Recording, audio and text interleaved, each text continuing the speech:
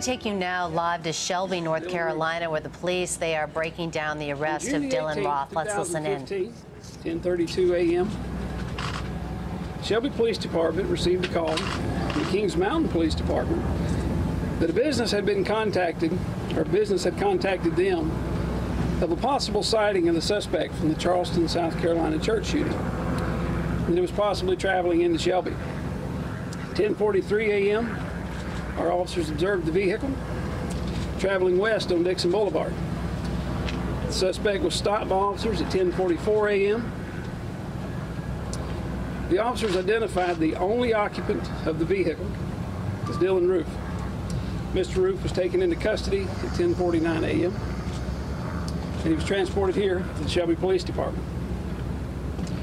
Charleston Police Department, the Federal Bureau of Investigations, were both notified of Mr. Roof's capture. We currently have representatives from all the agencies that are involved in this investigation here on site to work through the process of getting Mr. Roof back to South Carolina. I would like to add that this has been a great representation of what teamwork can accomplish. Through the cooperation of law enforcement, the community, and the media, this suspect was apprehended. We do appreciate the cooperation of our law enforcement partners, especially the community for calling information in as they've seen it, our local district attorney's office, as well as the U.S. Attorney's office. At this time, I'm going to turn you over to Special Agent in Charge, John Strong. Good afternoon. My name is John Strong. I'm the Special Agent in Charge of the Federal Bureau of Investigation in North Carolina. First, I'd like to start off by thanking Chief Ledford and his staff with the Shelby Police Department for their fine efforts and investigative work, which captured this suspect this morning, eliminating a threat to the community, as well as saving the government tens of thousands of dollars that it would have taken to track this individual down if they had not done so. I'd also like to thank the local prosecutor's office here in Cleveland County, as well as the U.S. Attorney's office who's worked with us on this matter. The FBI has initiated an investigation into this matter, which we are working jointly with our state and local partners to determine if a federal hate crime has been committed. I know that you have lots of questions today that I will not be able to answer because it is an ongoing investigation. The most important point is this subject is now in custody. The immediate threat to the community no longer exists, and we'll let the legal process run its course. There are no longer any lives at risk. Any other information on this investigation will come from the law enforcement authorities who are working in Charleston, South Carolina. Thank you. Chief, is he still here? Chief, would I be able to see him? The members, would I be able to speak with him?